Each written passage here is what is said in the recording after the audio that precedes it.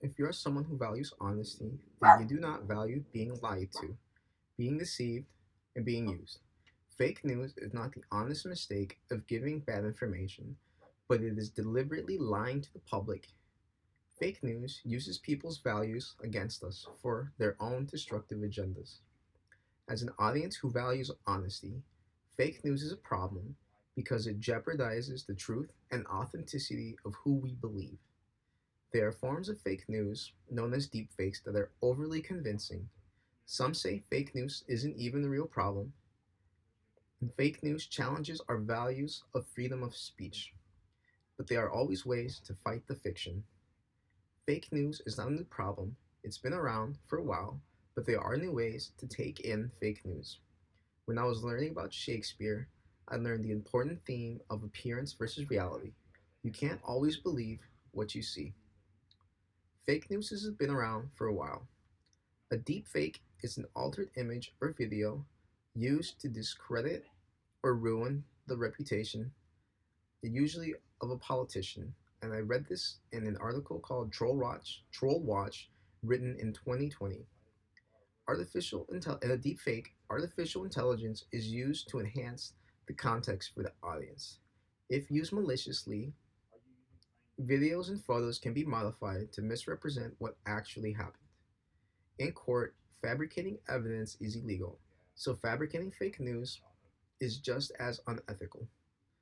Fake news is a problem because it is intentionally used to spread disinformation, and disinformation is the intentional spread of inaccurate, biased, and misleading stories.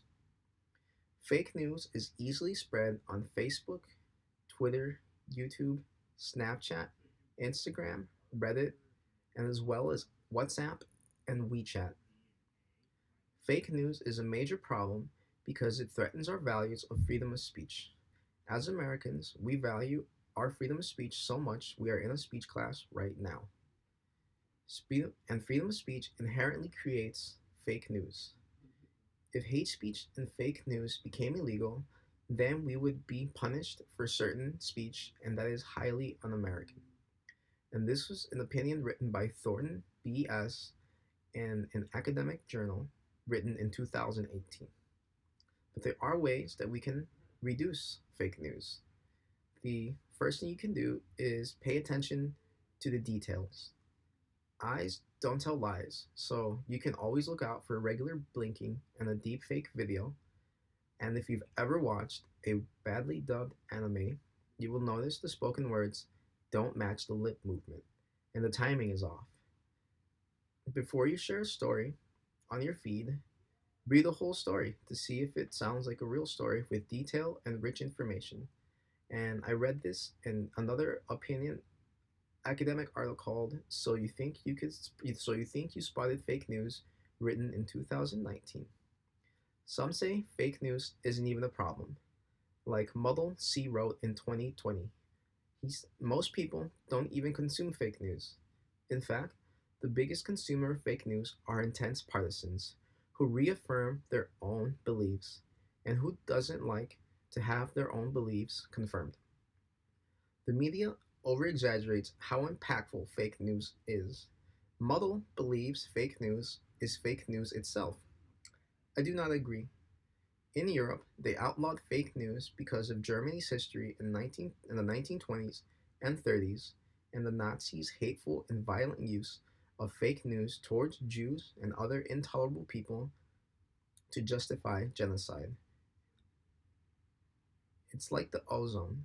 It only takes a little partisan pollution to ruin the entire atmosphere. Another way to reduce fake news is to ban it outright.